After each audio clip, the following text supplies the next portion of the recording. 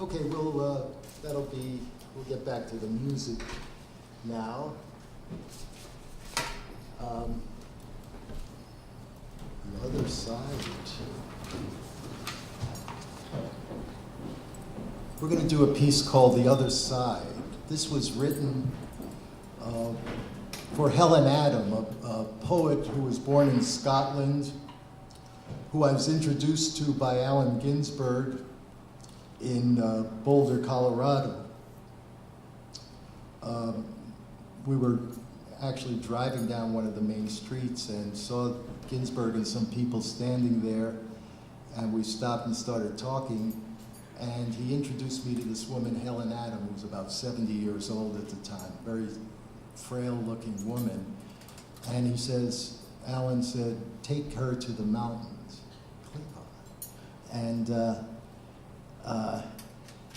so we did. We took her to the nearby tundra of the Rockies, and she was like a mountain goat. You couldn't keep up with her. She had so much energy, and really great woman.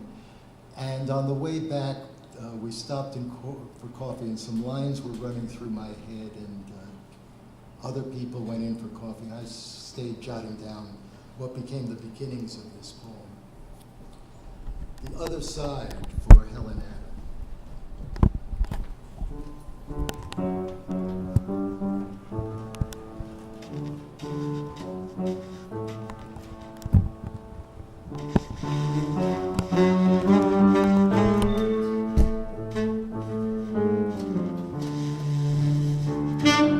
Have you been to the other side?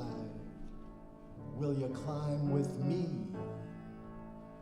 The other side of the mountain high is unmapped territory.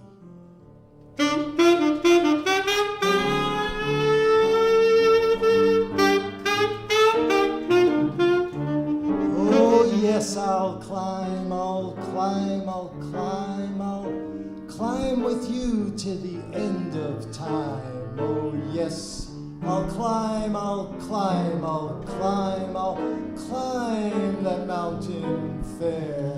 Oh, for I've been there, been there, been there. Oh, I've been there, been there. The snow is falling everywhere, but I've been there, been there.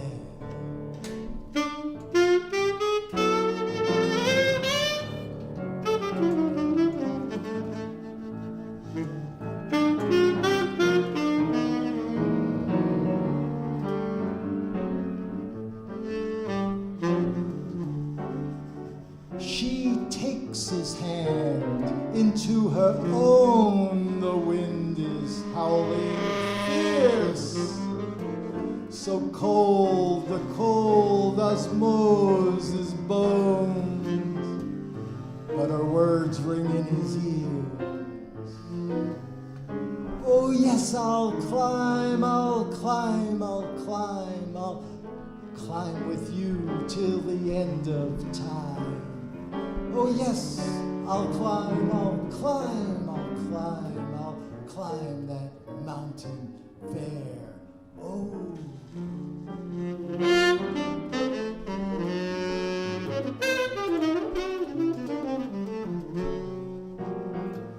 She draws him 'neath her red coat warm. Its fur crawls on his skin. He soon forgets the howling storm and hears her words again. Oh, I've been there, been there, been there. Oh, I've been there, been there.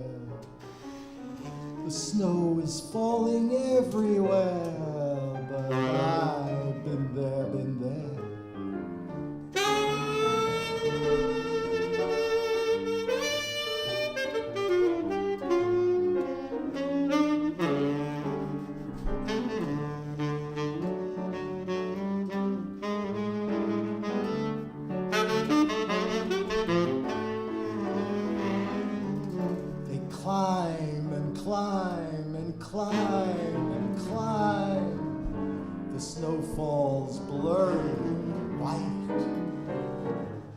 sees flakes dancing, yet feels blind. He can't tell day from night. Flash of fear, go back, you know not where you go.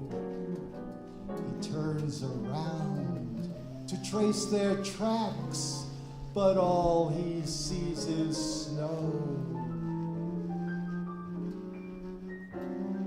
Oh yes, I'll climb with you till the end of time. Oh yes, I'll climb that mountain fair. Oh!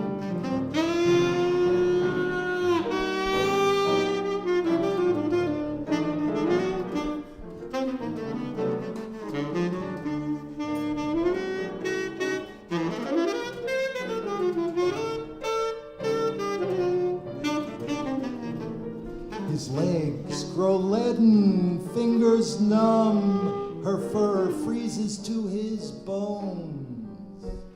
He tries to speak, alas, he's dumb, his cries come out as groans. Her hand, so fastly round his own, turns bony as a claw. It grips him tightly, then lets go.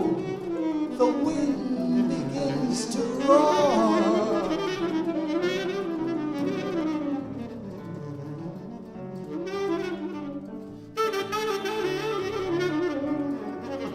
Oh yes, I'll climb.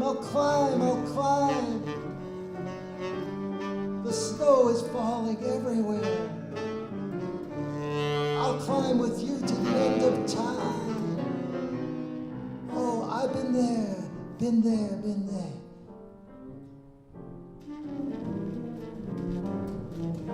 Snow is swirling round and round. It spins him like a top. Around the ground. He cannot see or stop.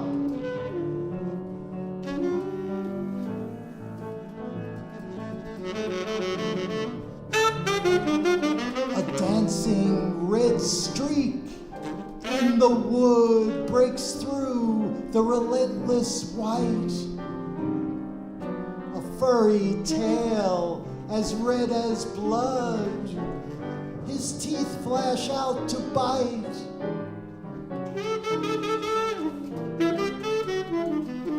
Oh, I've been there. Oh, I've been there. The snow is falling everywhere, but I've been there.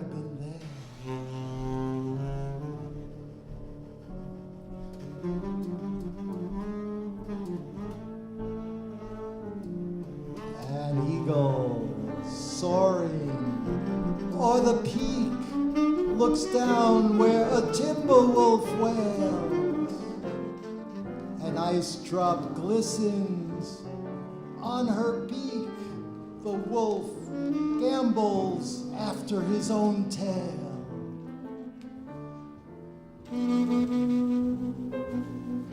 Oh yes, I'll climb. Climb with you till the end of time. Yes, I'll climb that mountain fair. Oh, have you been to the other side? Will you climb with me? The other side of the mountain high is unmapped territory. Unmapped territory. Unmapped territory. Unmapped territory.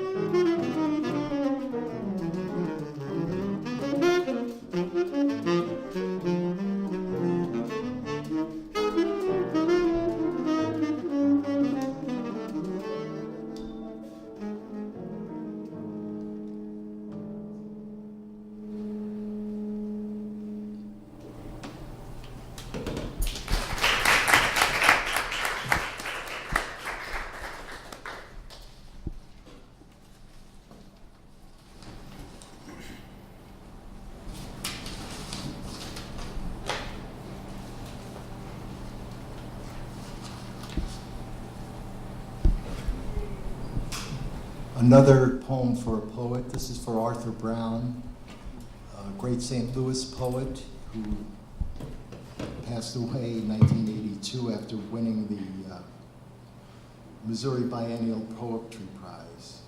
A poet who died young. He knew the song the goldfish sang in his window world, the slow ripple of a lover, the sad triumphant music of the caged bird. He knew and reached through the window, the world, the cage of the body, writing a Bop Kabbalah on the empty notebook pages, writing out of June bug flashings, noting the differences between cement and concrete, growling out belly-blown improvisations, terra blue afternoons, blowing the logic of the gone Buddy Bolden's trumpet, the preacher's clean scat, Mr. Parker's precise needling. What could language do to cut through itself? He knew his job was to poet. The words spoke through him from all over, through time too, when he was really there, ready, in the flow, when the words were heady and moist in the corners of his mouth. Then it was nothing but love, nothing but love. And he knew then he was immortal, and that he was destined to die with a lopsided smile like Michelangelo on his scaffold. And he thought, death might not be all that bad, except for the living.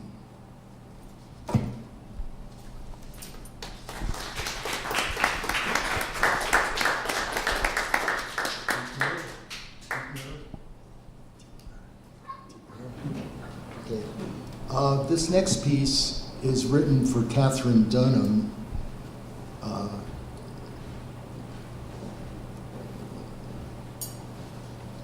As many of you know, she was a remarkable person, an anthropologist, first woman anthropologist, first African-American anthropologist.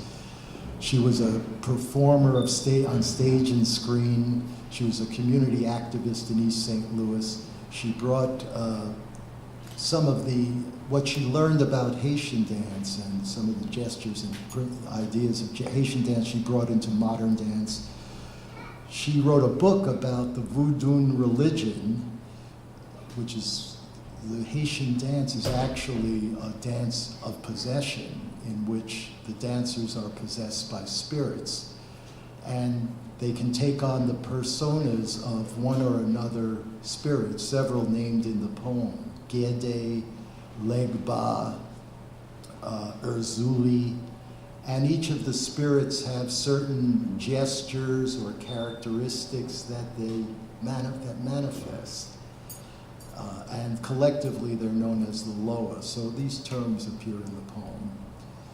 So it kind of surreally deals with her life and actions,